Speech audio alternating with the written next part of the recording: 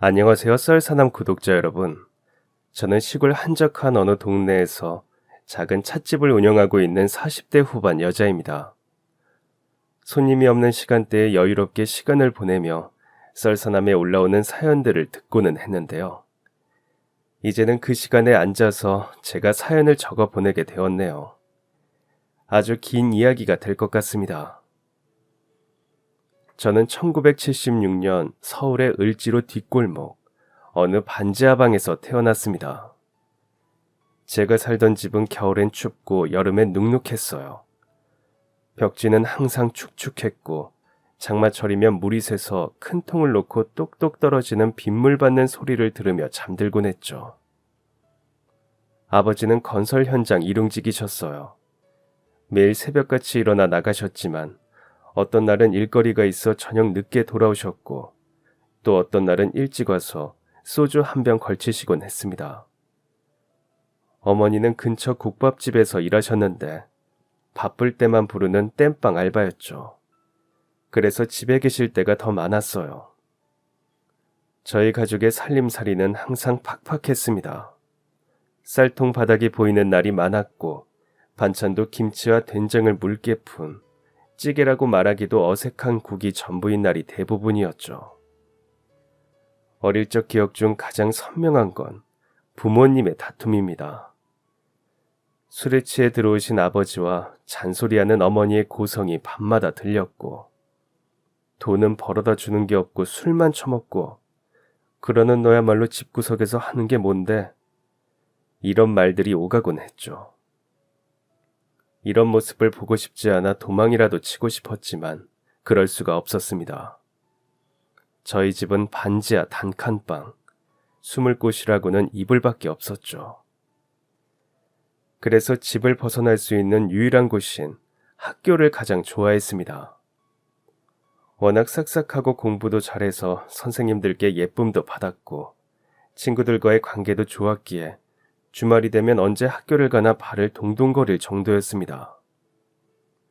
하지만 학용품을 살 돈이 없어서 늘 친구들에게 빌렸어야 했고 그런 저를 보며 안쓰러워하는 친구들의 눈빛을 볼 때마다 큰 자괴감에 빠졌던 것 같네요. 그러던 어느 날 아버지가 술에 취해 들어오셔서 어머니와 큰 싸움을 하기 시작하셨습니다. 그날따라 유난히 격렬하더라고요. 꼭 무슨 일이 날 것만 같아서 평소보다 더 두려워하며 이불 속을 파고 들어갔는데 갑자기 쿵 소리가 났습니다.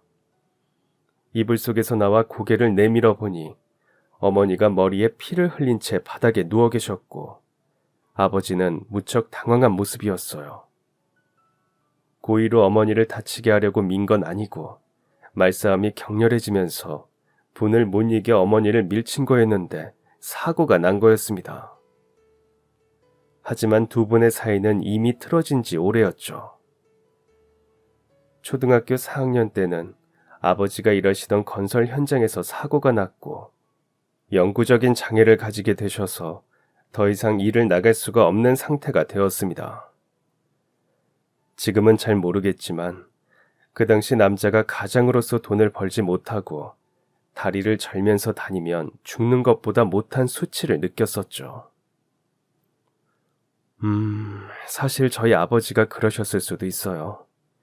장애가 있음에도 불구하고 처자식 살리겠다며 최선을 다해 일하는 분들도 많으니까요. 아버지가 일을 못하시니 그때부터 우리 집 살림이 더 어려워졌습니다. 어머니는 식당 일을 더 자주 나가셨고 저는 술 마시러 나간 아버지와 일하러 나간 어머니를 기다리며 홀로 있는 시간이 잦아졌죠. 그래도 부모님이 더 이상 고성을 지르며 싸우지는 않으셨기에 나름대로 평화로운 나날들이 이어지고 있다고 생각했는데 평화로운 날들은 오래가지 않았습니다. 제가 11살 되던 해 여름, 저는 그날도 평소와 다름없이 학교를 다녀와 숙제를 하고 있었어요. 그런데 갑자기 문을 세게 두드리는 소리가 들리면서 한 남자가 아버지의 이름을 부르기 시작했습니다. 야, 문 열어! 김철수 어디 있어? 너무 무서워서 온몸이 경직되어 몸을 바들바들 떨고 있던 그 사이에 남자들의 고함 소리는 점점 커졌고 문을 발로 차는 소리가 점점 빨라지더니 현관문이 쾅 하고 열리는 소리가 들렸어요. 그러더니 그 남자들은 제가 보이지도 않는지 온 집안을 휘저으면서 서랍을 뒤졌고 뭐가 깨지든 말든 신경도 안 썼습니다. 알고 보니 아버지가 3천만 원이나 되는 돈을 빌려서 갚지 않으셨더라고요. 아버지가 최근 들어 밖에 나가 계시는 시간이 잦아졌는데 그게 도박 때문일 거라고는 전혀 예상하지 못했습니다. 저는 그 남자들이 온 집안을 휘젓는 그 시간 동안 홀로 집에 남아 있어야 했어요. 야, 너네 부모한테 전해. 돈 안 갚으면 예쁜 딸내미를 데려갈지도 모른다고. 이 말을 직접 듣고 직접 전했을 때의 공포와 슬픔, 억울함은 이루 말할 수가 없네요. 아버지는 한동안 보이지 않았습니다. 나중에 알고 보니 빚쟁이들을 피해 시골로 도망가셨더라고요. 전화도 오지 않았고 어머니는 아버지를 그냥 세상에 없는 사람이라고 취급하라며 아버지에 관해 묻는 제 질문 모두를 무시하셨습니다. 하지만 학교에서는 이런 일을 절대 티내지 않았고 그저 가정 형편이 조금 안 좋은, 집안은 화목하지만 형편이 안 좋을 뿐인 아이인 것처럼 지냈습니다. 하지만 11살의 제가 감당하기에 당시 저희 집 상황은 너무 좋지 않았고 그랬기에 이 일이 제 인생에서 가장 힘든 일, 지금이 제 인생의 가장 어두운 암흑기라고 생각했어요. 앞으로 더 힘든 시간들이 저를 기다리고 있다는 것도 모른 채 말이죠. 저는 중학교 때부터 아르바이트를 시작했습니다. 공부를 꽤나 잘했음에도 불구하고 어머니는 공부보다 일을 하길 바라셨어요. 당장 먹고 사는 게 팍팍했으니 지금이야 이해하지만 그때는 이해할 수가 없었습니다. 하지만 이걸 어떻게 티내겠어요. 어머니가 밤낮 없이 일하는데도 형편이 나아지지 않는 이유가 멀리 도망간 아버지 뒷바라지 때문이라는 걸 알고 있는데요. 아르바이트를 하면서도 공부는 계속했습니다.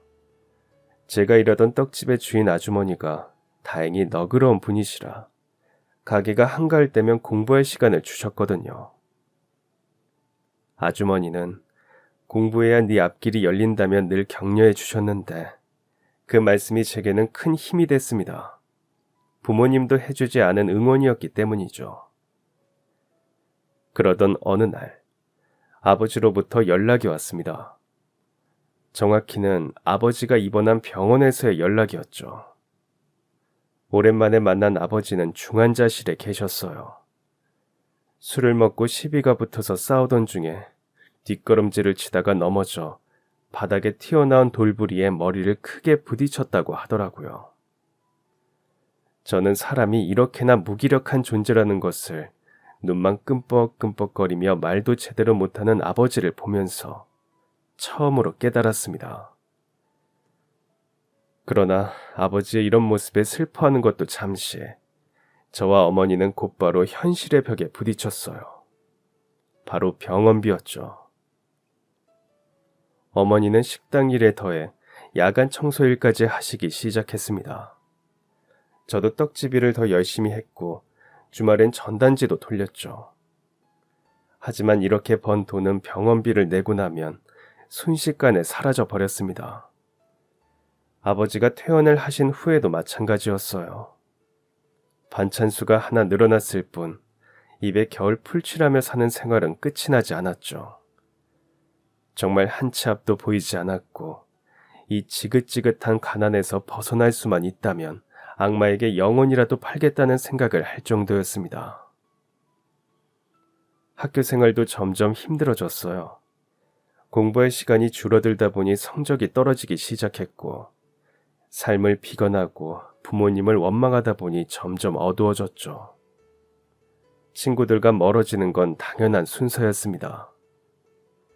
그래도 어떻게든 이악 물고 고등학교까지는 졸업했습니다.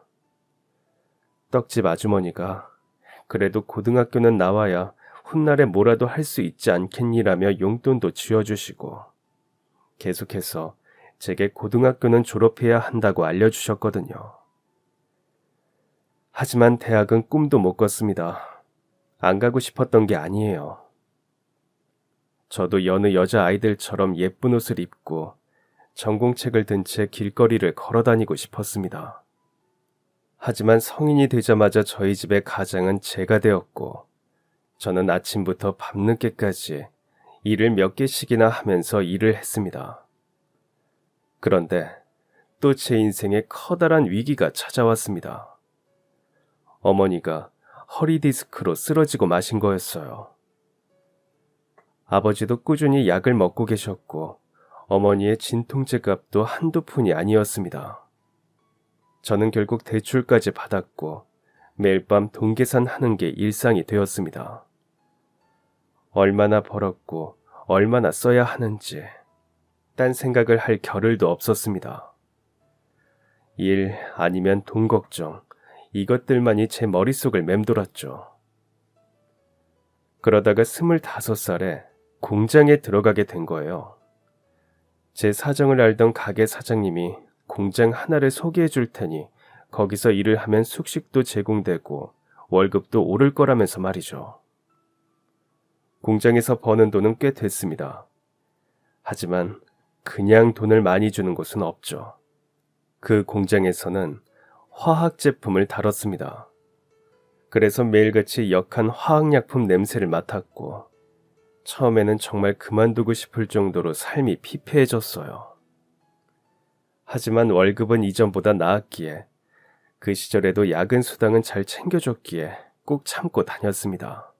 그저 버티는 일상이었어요. 내일은 조금 달라지겠지와 같은 희망은 제게 사치였습니다. 하지만 버티다 보니 그런 생활도 습관처럼 굳어지더라고요. 그렇게 공장에 들어간 지 3년째 되던 해, 저와 비슷한 또래의 새로운 여자 직원을 만나게 되었어요. 이름은 박소연. 새까만 머리카락과 눈동자가 신비로운 분위기를 내는 여자애였죠. 소연이는 저와 같은 나이에 비슷한 고민을 안고 있었고 집안 사정으로 이곳에 온 아이였습니다. 그래서 저희는 금방 가까워졌고 시간이 날 때마다 조잘거리며 수다를 떨었어요. 하지만 소연이는 자신의 모든 것을 내놓고 드러내지는 않았습니다. 뭔가를 숨기고 항상 얼버무리고는 했어요. 그러나 누구나 말하기 힘든 사정은 있을 테니 캐묻지 않았습니다. 아마 그랬기 때문에 소연이와 우정을 쌓을 수 있었던 것 같네요. 제가 이럴 수 있었던 이유는 소연이를 가정 형편은 어렵지만 참 밝고 사랑 많이 받고 자란 아이라고 생각했기 때문이었습니다. 하지만 어느 순간부터는 소연이에게 무슨 일이 생겼는지 물어봐야 하는 게 아닌가 싶을 정도로 소연이의 이상한 행동이 나타나기 시작했습니다. 소연이는 이상하다시피 퇴근 시간에 집착하기 시작했어요. 가장 먼저 눈에 띈 건 퇴근 시간에 대한 집착이었습니다. 퇴근 시간이 다가오면 자꾸 시계를 보면서 안절부절 못했죠. 저는 기숙사에 살지만 소연이는 밖에서 살았기 때문에 무슨 약속이라도 있는 줄 알았지만 그런데 그저 약속에 좀 늦을까봐 걱정한다고 생각하기엔 소연이의 태도가 너무나 불안해 보였습니다. 이것 때문에 작업반장님과 심한 마찰이 있기도 했어요. 공장이 너무 바빠서 어쩔 수 없이 야근을 해야 했는데 그걸 빠지려고 하더라고요. 그때는 퇴근 시간 이후로도 30분 이상 일하는 게 기본이었지만 소연이는 그것도 하지 않고 퇴근 시간이 되면 바로 집으로 가버렸기에 반장님 눈에 소연이는 영 마음에 들지 않는 눈엣가시였을 겁니다. 그런데 이번에 이런 일이 또 터졌으니 소연이는 정말 잘릴 뻔했어요. 그런데도 늦게까지 일하는 건 절대 안 된다고 하더군요. 또 하나 이상했던 건 어느 순간부터 같은 시간에 전화를 하러 나간다는 것이었습니다. 공장 안에 있는 공중전화로 가서 늘 어딘가에 전화를 걸고는 과하게 굽신거리며 통화를 했어요.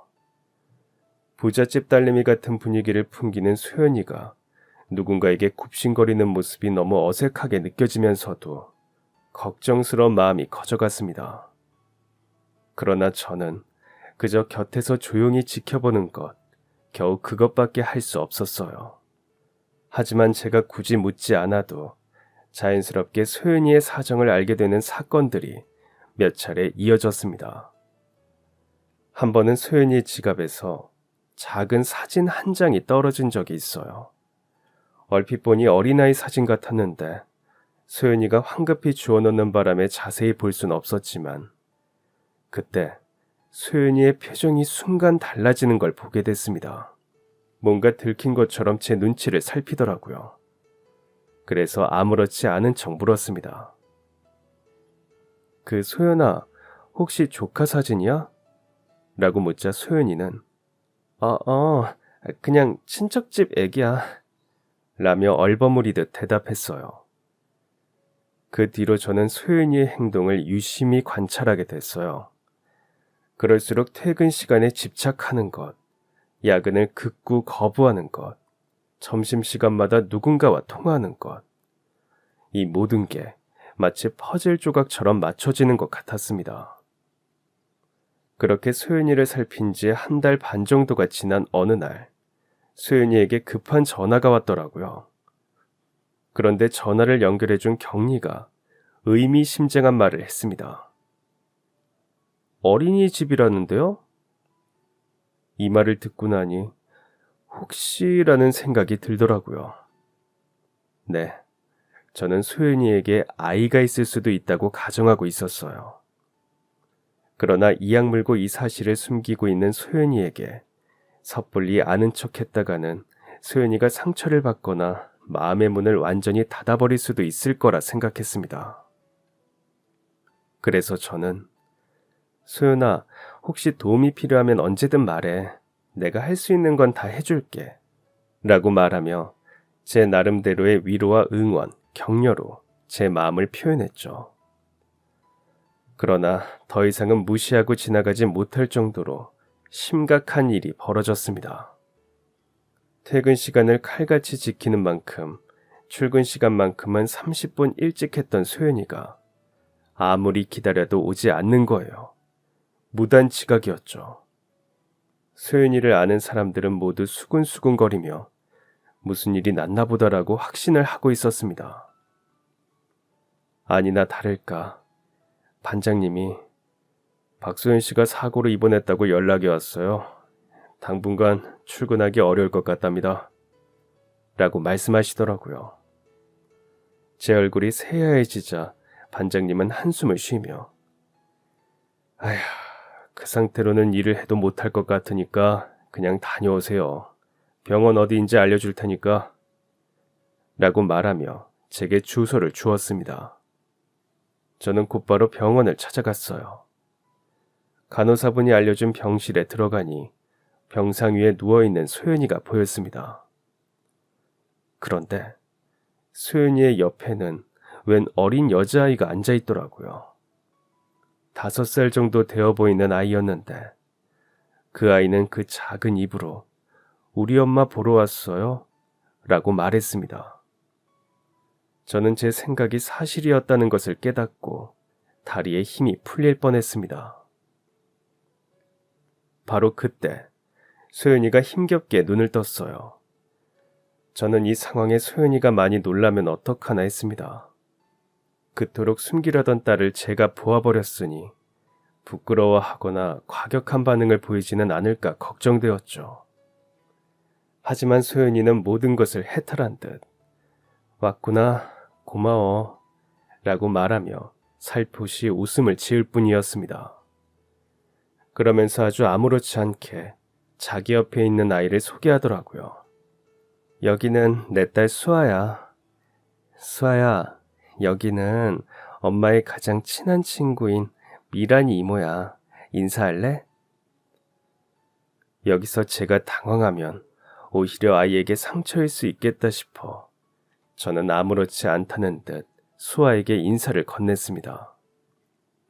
이제야 지금까지의 모든 수수께끼가 풀리는 것 같았어요. 소연이의 이상한 행동들, 급한 조퇴, 야근을 거부하던 이유, 모든 게 이 아이 때문이었더라고요. 하지만 동시에 더 큰 의문이 생겼어요. 왜 소연이는 이 사실을 숨겼을까? 그리고 이 아이의 아버지는 어디에 있는 걸까? 한번 조심스럽게 이야기를 꺼내본 적이 있었어요. 그런데 소연이는 그럴 때마다 얼굴을 굳히면서 그 얘기는 하고 싶지 않아라고 하더군요.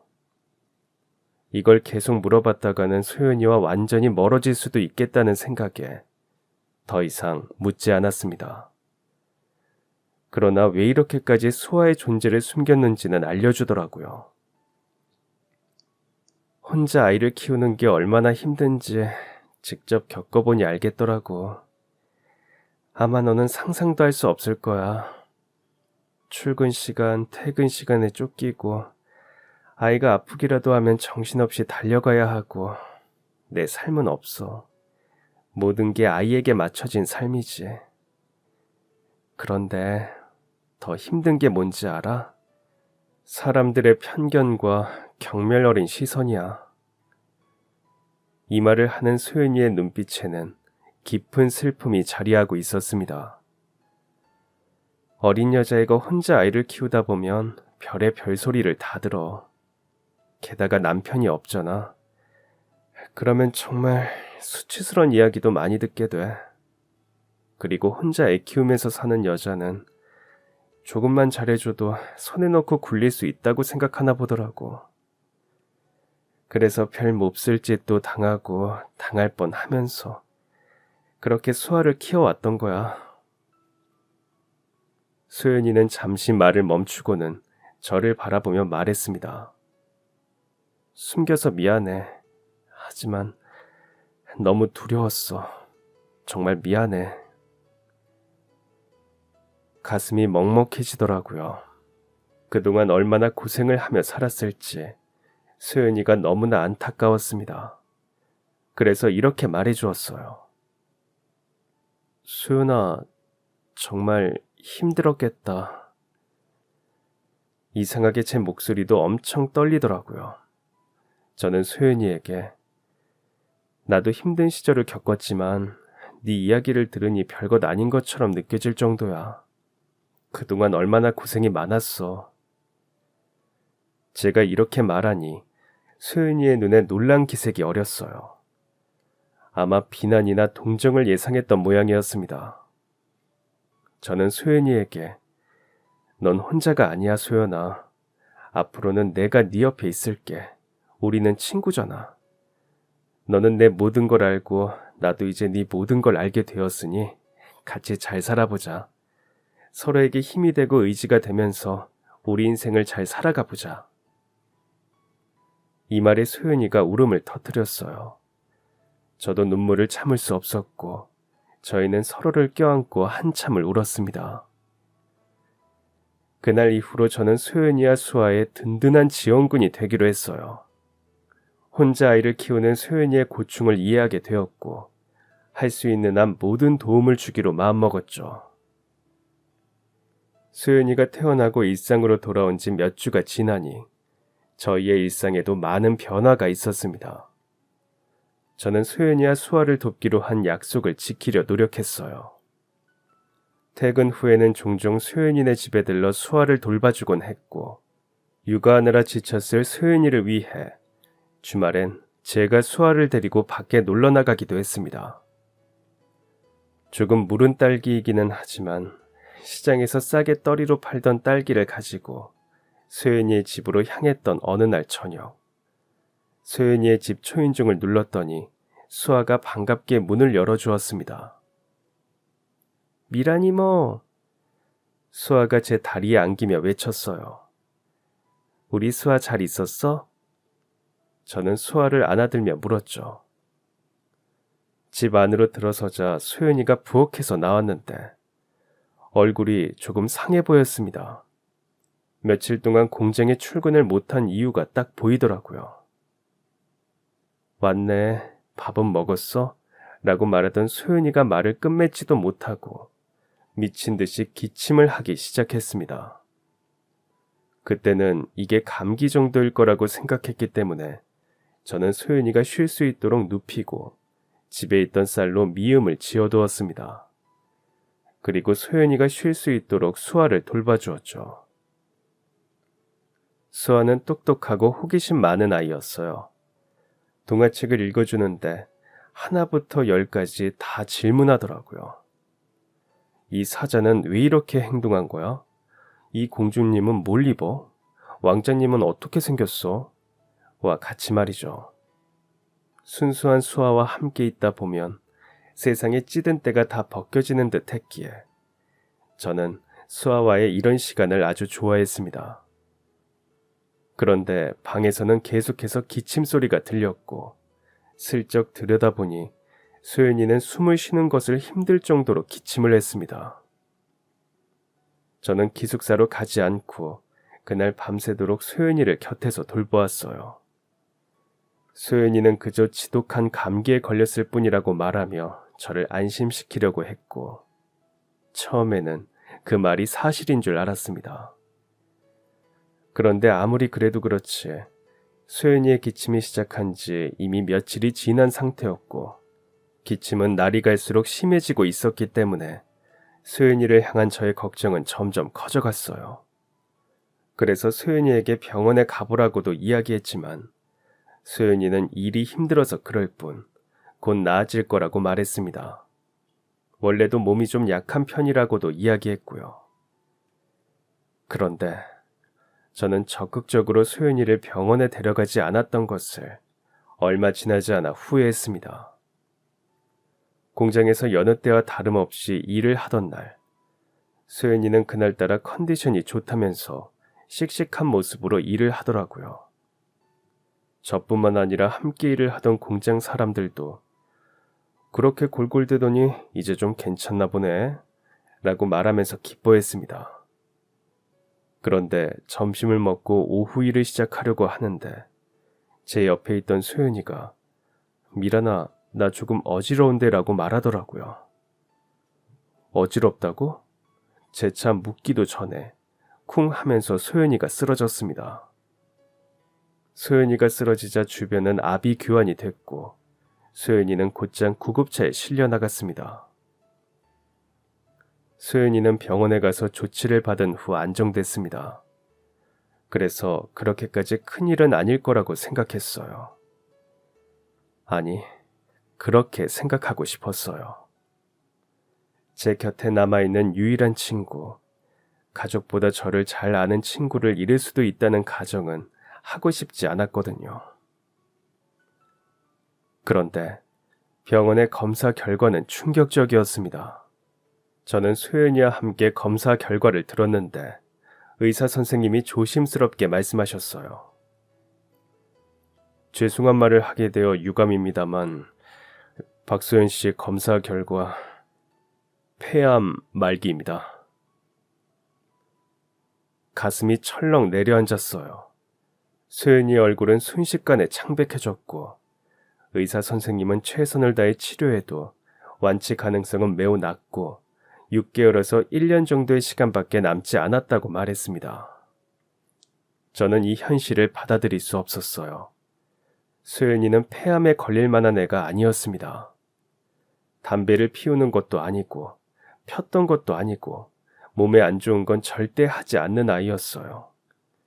엄마가 술 먹고 취한 모습을 보여주면 안 된다고 술도 입에 대지 않는 아이였죠. 그런데 폐암이라니. 건강이라는 건 한순간에 사라질 수 있는 거라고 하지만 이건 정말 불공평하다고 생각했습니다. 고생만 하던 내 친구 소연이가 30도 안 된 나이에 시한부 선고를 받다니 하늘이 야속했어요. 하지만 이 결과를 암에도 티를 낼 수 없었습니다. 수아 때문이었죠. 수아는 아무것도 모르고 그저 엄마가 기력이 안 좋아서 병원에 입원하게 된 거라고 생각했어요. 주사 몇 번 맞고 병원에 며칠 있다 보면 나을 거라고 생각했죠. 실제로 병원에 오래 있는 건 힘들었습니다. 6개월에서 1년이라잖아. 완치 확률은 적고 나 살겠다고 그동안 벌어둔 돈을 병원비로 다 써버렸다가 죽으면 우리 수아한테 조금이라도 남겨주고 가고 싶어. 저는 이 말을 납득할 수 없었습니다. 저희 부모님도 가망이 없다는 얘기를 들은 지 오래였어요. 하지만 지금까지 살아계십니다. 물론 약이 없으면 살 수 없고 그로 인해 삶이 피폐해졌어도 언젠가는 괜찮아질 수 있다고 생각하세요. 그래서 소연이가 이리도 쉽게 삶을 내려놓는 것을 납득할 수 없었습니다. 저는 제가 빚을 더 내서라도 소연이를 도우려고 했는데 소연이가 그것만은 절대 안 된다고 하더라고요. 그렇게 했다가는 수아를 데리고 절대 못 찾는 곳으로 사라져 버릴 테니 그렇게 알라고요. 제가 봐온 소연이는 한다면 하는 친구였기 때문에 저는 소연이 곁에서 불안한 마음을 가진 채 힘겨워했습니다. 그렇게 시간은 속절없이 흘렀고 소연이는 치료를 받았음에도 건강을 회복하지 못했습니다. 이젠 정말 수아에게 이야기해야 한다는 생각이 들었을 때 수아가 먼저 제게 말을 걸더라고요. 이모, 엄마는 이제 어떻게 되는 거예요? 너무나 침착한 말에 깜짝 놀랐어요. 아이들 눈은 못 속인다더니 수아는 이미 자기 엄마가 위험한 상황이라는 걸 알고 있었더라고요. 저는 수아에게 아무 말도 못했습니다. 어떤 말을 해야 수아가 덜 상처를 받을지 고민했지만 도무지 답이 나오지 않았어요. 그런데 더욱 안타까웠던 것은 수아가 이미 모든 걸 알고 있었고 수아는 너무 일찍 철이 든 아이였다는 것입니다. 우리 엄마 많이 아픈 거죠? 저도 알고 있어요. 엄마랑 병원에 가면 다른 어른들은 볼 때마다 건강해져 있는데 엄마는 아니었어요. 점점 얼굴도 하얘지고 머리카락도 빠지고 살도 빠지고 더 이상 예전의 엄마 모습이 아니에요. 이때 수아는 초등학교도 들어가지 않은 나이였습니다. 저는 이 얘기만큼은 소연이가 수아에게 직접 해야 한다고 생각했어요. 그래서 어려운 이야기일 테지만 소연이에게 이 이야기를 할 수 있도록 자리를 비켜주었죠. 소연이는 아마 시한부 선고를 받았을 때부터 준비해왔을 이야기를 수아에게 전해주었습니다. 수아는 많이 울었지만 소연이는 수아 앞에서 눈물 한 방울 흘리지 않았어요. 수아를 재운 뒤에 어느 날 새벽, 물을 떠오느라 잠깐 자리를 비웠다 돌아왔는데 소연이가 무언가를 힘겹게 쓰고 있더라고요.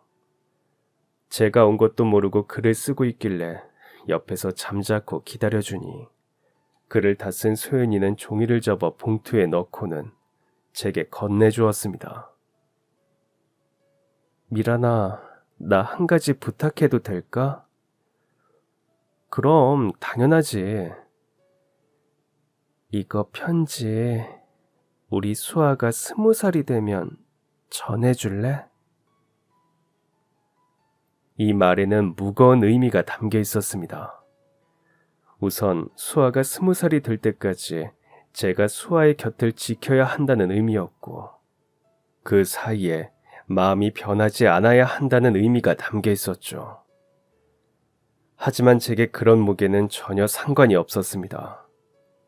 저는 소연이에게 반드시 그 약속을 지킬 것이라 약속했고 수아를 향한 사랑과 미안함 그리고 제게는 책임감을 주는 그 편지를 집어들었습니다. 물론 쉽지 않은 결정이었습니다. 저는 결혼도 하지 않은 평범한 공장 노동자였고 아이를 키워본 경험도 없었으며 아픈 부모님을 모시고 살면서 경제적인 사정도 넉넉하지 않았잖아요. 하지만 제 입으로 약속을 한 이상 제가 한 말에 책임을 져야 했습니다. 그렇게 굳은 다짐을 한 이후부터 소연이의 건강 상태는 눈에 보일 정도로 악화되었습니다. 소연이와의 시간이 얼마 남지 않았다는 건 소연이도 저도 수아마저도 알고 있는 사실이었죠. 그날은 퇴근을 하려는데 평소보다 마음이 더 조급하더라고요. 급하게 나가느라 발목을 여러 번 삐끗하기도 하고 넘어질 뻔도 하면서 병실에 도착했습니다. 그런데 분위기가 이상했어요. 병실 안에서 수아는 눈물을 뚝뚝 흘리고 있었고 가까이 가니 소연이는 잠을 자고 있었습니다. 아니, 잠을 자고 있는 것처럼 보였습니다. 제가 병실에 들어오기 직전 숨을 거둔 것이었죠. 소연이의 마지막을 지켜보지 못하고 그 시간에 수아만 남겨두었다는 사실이 엄청난 죄책감으로 다가왔어요. 그래서 더욱 수아에게 열심이었던 것 같아요. 소연이가 떠난 후 수아를 키우는 일은 제게 큰 도전이었어요. 공장 일을 계속하면서 아이를 돌보는 게 쉬운 일이 아니더라고요. 그래서 고민 끝에 동네 구석에 자그마한 문방구를 차리기로 결심했습니다. 처음엔 힘들었지만 수아와 더 많은 시간을 보낼 수 있다는 게 좋았어요. 수아는 태어나서 지금까지 집안에서 누군가와 오랫동안 함께 있어 본 적이 없거든요. 소연이는 일을 하러 밖에 나가야 했고 대부분의 시간을 수아는 홀로 보냈습니다. 마치 제 어린 시절이 생각나는 듯해서 저는 수아와 더 많은 시간을 함께 하려고 노력했어요. 문방구에서 숙제를 하는 수아의 모습을 보면 소연이가 이 모습을 보고 싶어 했겠구나 하는 생각이 들면서 애틋한 마음이 들기도 했고요. 저는 수아가 초등학교에 입학한 뒤로 모든 학교 행사에 참석했습니다. 운동회, 학예회, 참관 수업, 자영업자로 쉬운 일이 아니지만 행사가 있으면 매번 가게 문을 닫고 학교에 갔죠. 그러던 어느 날 집에 돌아와 보니 수아가 벽에 크레파스로 그림을 그리고 있더라고요. 처음엔 야단을 쳤죠. 멀쩡한 종이를 두고 벽에 그림을 그렸으니까요. 제가 수아를 사랑으로 키우기는 했지만 혼낼 때는 엄하게 혼냈습니다. 수아에게 벽에 그림을 그리지 않겠다는 다짐을 들은 뒤 문득 그림을 봤는데 이 그림이 꽤 멋있다는 생각이 들더라고요. 저는 이 일을 계기로 수아에게 미술적인 재능이 있다는 것을 알아차렸습니다. 문방구에 미술용품을 더 들여놓고 수아가 그림 그리는 걸 격려했죠. 주말엔 근처 미술관에 데려가기도 했고요. 시간이 흘러 중학생이 된 수아가 학교에서 받아온 상장을 보여줬는데 그건 다름 아닌 미술대회 금상상장이었습니다. 그것도 시에서 개최한 미술대회였죠. 그리고 그 시기에 아버지가 돌아가셨고 얼마 지나지 않아 어머니도 조용히 세상을 떠나셨습니다. 이렇게 허망하게 돌아가시다니 그동안 2번 병수발을 하면서 고생이란 고생은 다 했기에 솔직히 말하면 속 시원할 줄 알았어요. 제게 부모로서 큰 사랑을 주신 분들도 아니고 부모님도 저를 책임감으로 키웠던 것처럼 저도 부모님을 책임감으로 모셨거든요. 하지만 그래도 부모라고 막상 부모님이 돌아가시니 참 힘들더라고요. 그때 제 곁에 있어 주었던 게 수아였고 그렇게 저희는 더욱 가족에 가까워졌습니다. 저는 결혼도 하지 않았어요. 가정 속에서 안전함을 느끼지 못하고 행복한 일을 경험해보지 못했다 보니 결혼을 해서 가정을 꾸리는 게 제게는 무엇보다 어렵더라고요. 수아가 고등학교에 입학하면서부터는 저뿐만 아니라 주변 사람들까지 수아의 미술 재능을 알아보기 시작했습니다. 미술 선생님께서 수아의 작품을 보시고는 큰 잠재력이 있다며 저를 직접 만나러 오실 정도로 말이죠. 그런데 문제는 그림 재려면 미술 학원비가 만만치 않다는 거였어요. 미술대에 나갔다 하면 상을 받던 애가 나이가 찰수록 학원을 다니는 아이들과 차이를 보이더라고요. 아무래도 대회에서 상을 받는 건 일정한 기준이 있으니까요. 개인의 해석이나 화풍보다는 그런 기준을 따라야 했습니다. 특히 대학에 가려면 더더욱 그런 기준이 중요했고, 그걸 배울 수 있는 건 학원뿐이었죠. 당연히 학원을 보내려고 했어요. 하지만 재료비, 학원비 등 모든 것을 넉넉하게 지원해 주기엔 사정이 넉넉하진 않았습니다. 밤마다 가계부를 들여다보며 한숨만 쉬었어요. 그래도 수아의 꿈을 위해서라면 어떻게든 해야 한다고 생각했기에 결국 은행에 가서 대출을 받기로 했습니다.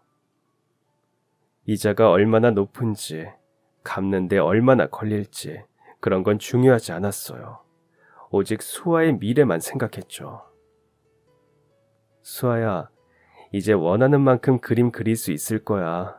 학원도 다닐 수 있고. 그날 밤 수아에게 이 소식을 전했을 때 그 아이의 눈이 얼마나 반짝이던지, 그 모습을 보니 제 선택이 옳았다는 생각이 들었어요. 하지만 세상 일이 늘 뜻대로 되진 않더라고요. 어느 날 수아가 제 통장을 우연히 보게 된 거예요. 그동안 쌓인 대출금을 본 수아의 표정이 싹 변하더라고요. 이모, 이게 다 뭐예요? 설마 이거 다 빚이에요? 수아의 질문에 저는 당황했어요. 숨기려 했지만 결국 모든 걸 털어놓을 수밖에 없었죠. 수아가 웬만한 어른보다 눈치도 빠르고 철이 빨리 들었기 때문에 숨길 방법도 없었습니다. 수아야, 이모가 너의 꿈을 위해서... 제 말이 채 끝나기도 전에 수아가 울음을 터뜨렸어요. 그리고는 제 손을 꼭 잡더니 말했죠. 이모, 제가 미술을 그만둘게요. 대신 공부해서 좋은 대학 갈게요. 그래야 이모 고생 안 하실 거 아니에요. 그 말을 듣는 순간 제 마음이 무너져 내리는 것 같았어요. 수아의 꿈을 위해 시작한 일인데 오히려 그 꿈을 접게 만들어 버렸다는 죄책감이 밀려왔죠. 수아야, 그래도 네 꿈이... 이모 괜찮아요. 제 꿈은 이모를 행복하게 해드리는 거예요. 아무리 그래도 그렇지 어떻게 이런 환경 때문에 수아의 꿈을 가로막을 수 있겠어요. 특히 저는 가정 환경 때문에 잘하던 공부도 포기해야 했잖아요. 그래서 매일 수아를 설득했습니다. 하지만 수아는 이미 미술 같은 건 잊었어요. 생각해보니까 그거 돈도 안 되고 별 쓸모도 없다고요. 라면서 공부에 매진했습니다. 하지만 저는 알고 있었어요. 수아가 여전히 스케치북을 몰래 꺼내 그림 그리고 있다는 것을 말이죠. 그러면서도 괜찮아요, 이모. 전 지금이 더 행복해요. 라고 말하는 아이를 보면서 마음이 무거워지곤 했습니다. 수아의 성적은 날이 갈수록 좋아졌어요. 그리고 수아의 고등학교 3학년, 대학 입시 시즌이 다가왔어요.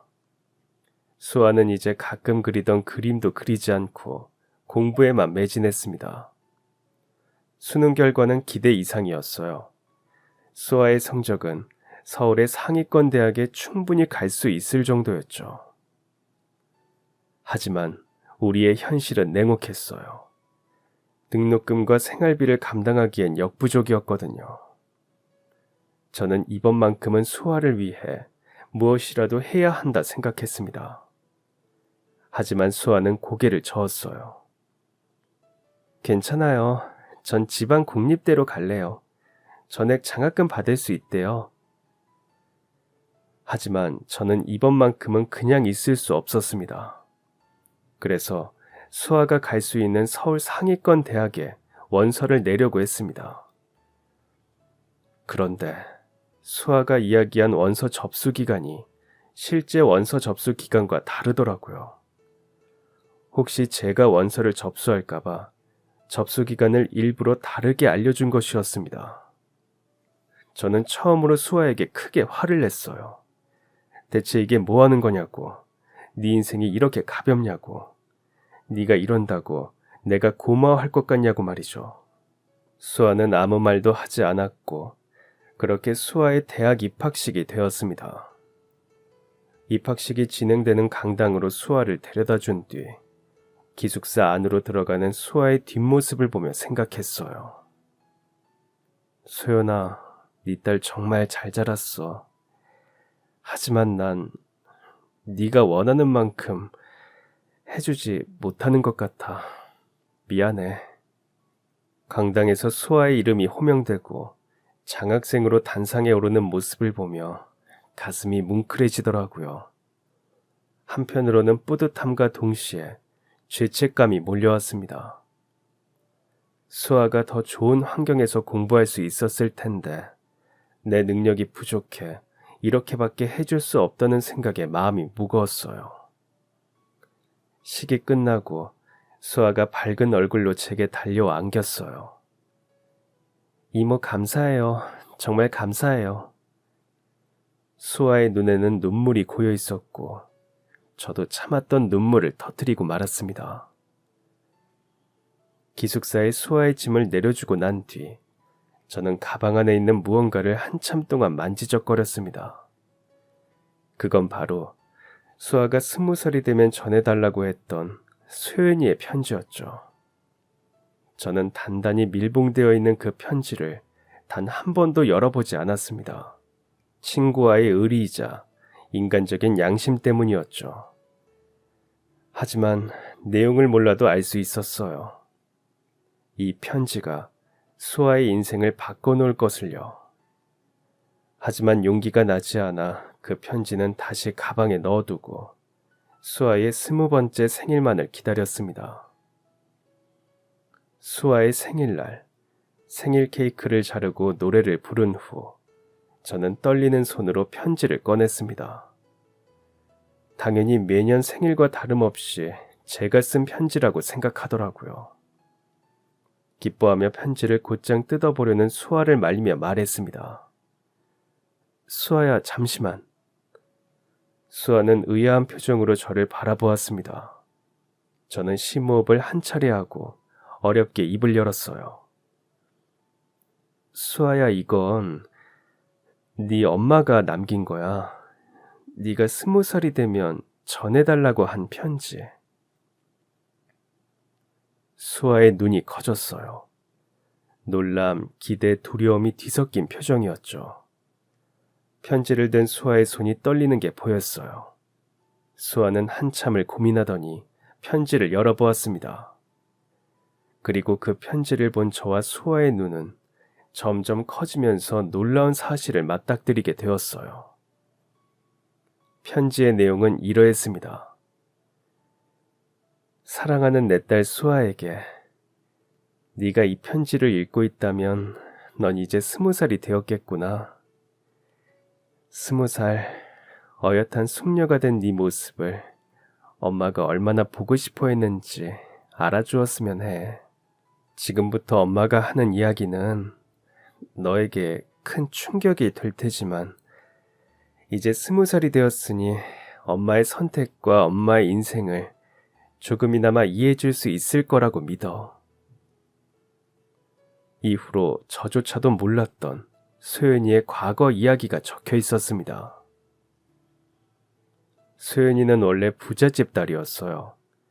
부모님의 사랑을 많이 받으면서 자랐지만 대학에 들어가고 첫사랑을 만나면서 사랑만 주던 부모님과의 관계가 완전히 틀어지고 소연이의 인생이 뒤바뀌게 되었죠.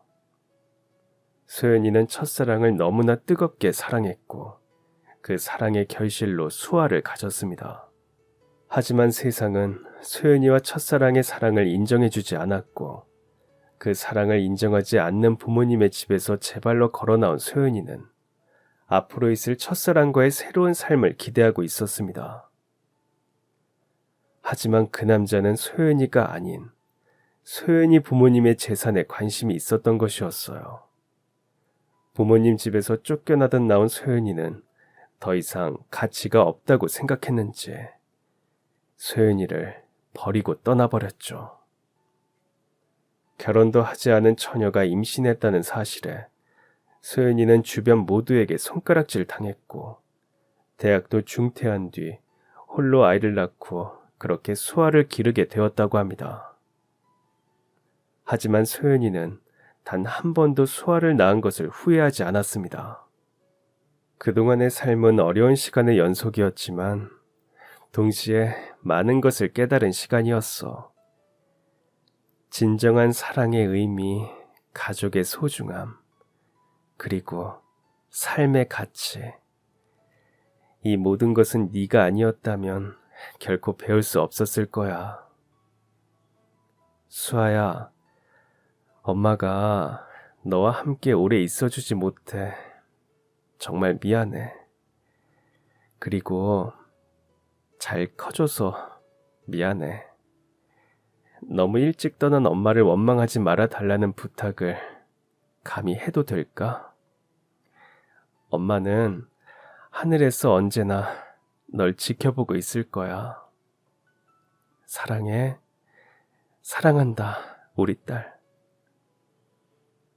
그리고 편지의 마지막 문장이 제 마음을 울렸습니다.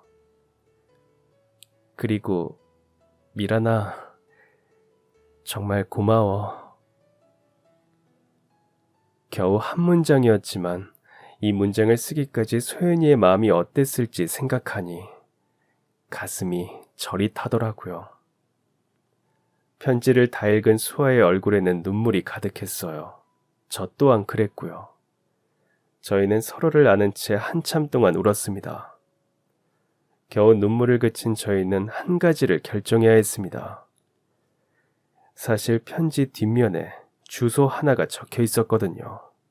다름 아닌 소연이의 부모님, 수아의 외조부모님이 사는 곳이었습니다.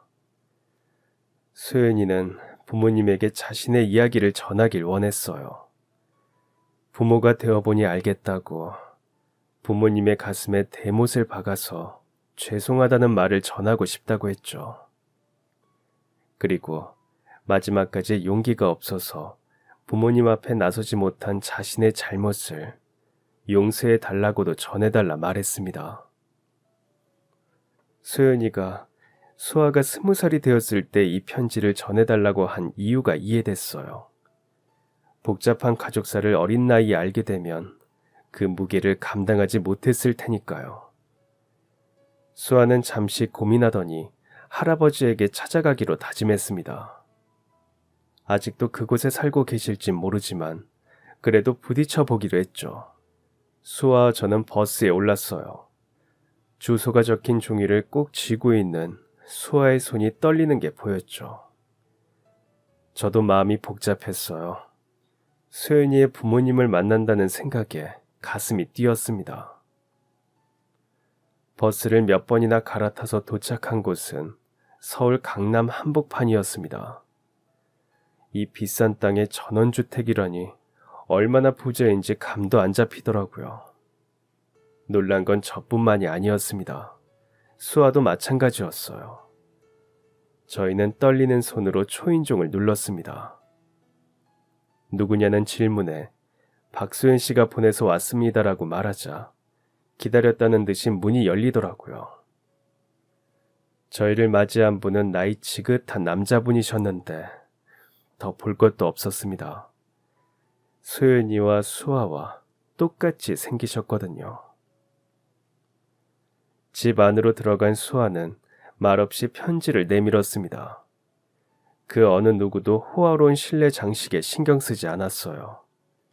모두의 마음은 오직 그 편지에만 집중되어 있었으니까요. 할아버지는 떨리는 손으로 편지를 펼치셨어요. 그리고 천천히 읽기 시작하셨죠. 편지의 내용을 읽어 내려가는 동안 그분의 눈에는 점차 눈물이 고이더니 결국 눈물 한 방울을 뚝 하고 떨어뜨리셨습니다. 아버지, 저는 아버지를 원망하지 않아요. 할아버지가 편지의 내용을 작은 목소리로 읽으셨습니다. 목소리는 떨리고 있었고 제가 어리석었어요. 하지만 그 어리석음으로 인해 저는 세상에서 가장 소중한 선물을 받았어요. 바로 이 편지를 전해주었을 수아예요. 라는 문장을 읽은 뒤 할아버지는 수아를 바라보며 눈물을 쏟으셨습니다. 그리고 조심스럽게 팔을 벌려 수아를 안아주셨죠. 그 모습을 보면서 생각했습니다. 소연아, 보고 있니? 네 마지막 소원이 이루어졌어. 네 딸이 드디어 이제 진짜 가족을 찾았어. 제가 예상했던 대로 이 편지가 세상에 나온 이후로 수아의 삶은 달라졌습니다. 우선 지금 대학을 그만두고 프랑스 유학길에 올랐어요. 바로 미술을 전공하기 위해서였죠. 전형적인 입시 미술을 추구하는 한국과 달리 프랑스는 개인의 화풍이나 예술적 감수성을 중요시했기 때문에 그곳이 수아에게 가장 걸맞는 곳이라고 생각했습니다. 유학에 필요한 비용 같은 건 고민할 필요가 없었어요. 할아버지의 전폭적인 지지가 있었던 덕분이었죠. 그 덕에 수아는 그 어떤 고민도 없이 공부에 집중할 수 있었고, 저는 그 모습을 지켜보며 오랜 소원을 이룬 듯한 기쁨에 빠졌습니다. 저는 조용히 사라지려고 했어요. 수아가 진짜 가족을 찾았으니 진짜 가족의 울타리 안에서 평범한 삶을 살기를 바랬죠.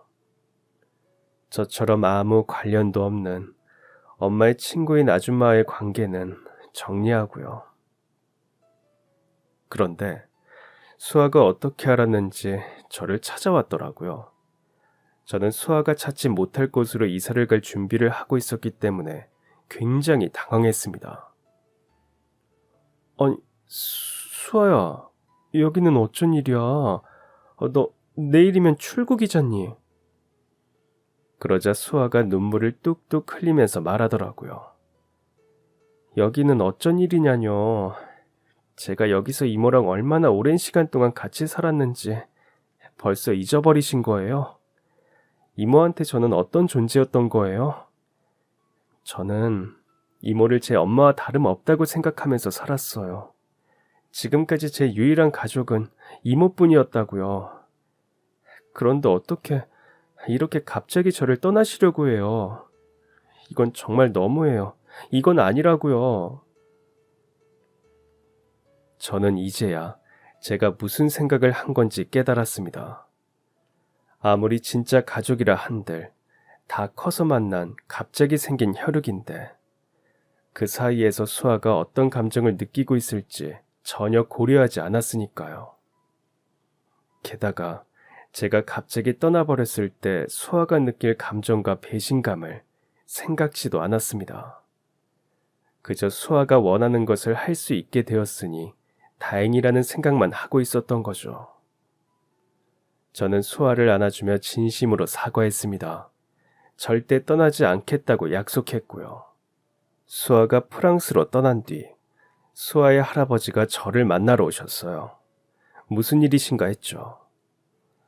혹시 수아 앞에 이젠 나타나지 않았으면 한다고 말씀하실까봐 긴장됐는데 할아버지가 말씀하시는 내용은 제 생각과 전혀 다른 내용이었습니다. 지금까지 제가 제대로 된 감사 인사도 하지 못한 것 같네요.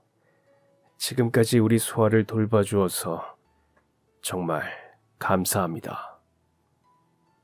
나이 지긋한 어르신이 허리를 굽혀 인사하시는데 어쩔 줄 모르겠더라고요.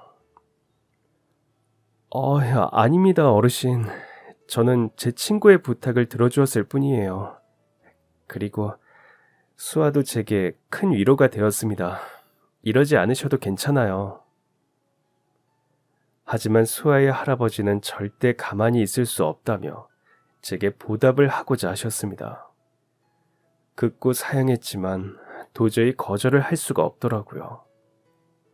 그리고 그 보답으로 가지게 된 게 바로 지금 운영하고 있는 찻집입니다. 그리고 빌라 하나를 주신 덕에 그곳에서 나오는 월세를 주 수입원으로 살고 있어요. 찻집이 조금 안 돼도 손님이 없어도 마음 편히 있을 수 있는 이유는 월세 덕이죠. 수아는 아직 프랑스에서 유학 중이고 간혹 한국에 들어올 때마다 찻집에 와서 휴가를 보내고는 합니다. 여기서 그림도 그리고요. 어느새 저희 찻집 벽면은 수아의 그림으로 가득 차 있는데요. 수아가 유명 화가가 되면 다 팔아버릴 거라는 농담을 할 정도로 저희의 삶은 많이 안정되었습니다. 오랜 세월을 지나 손녀를 찾게 된 수아의 할아버지 또한 마음의 짐을 덜은 덕인지 이전보다 훨씬 건강해지셨고 말이죠. 저는 지금도 매일 소연이를 생각합니다. 너무 일찍 져버린 아름다운 꽃이 영원히 기억될 수 있도록 제 숨이 다하는 날까지만이라도 그 이름이 기억될 수 있도록 살려고 합니다. 수아의 미래, 저의 새로운 삶, 그리고 우리 모두의 관계는 모두 소연이가 남겨준 선물입니다. 이 선물을 평생토록 감사하며 살고 싶어요.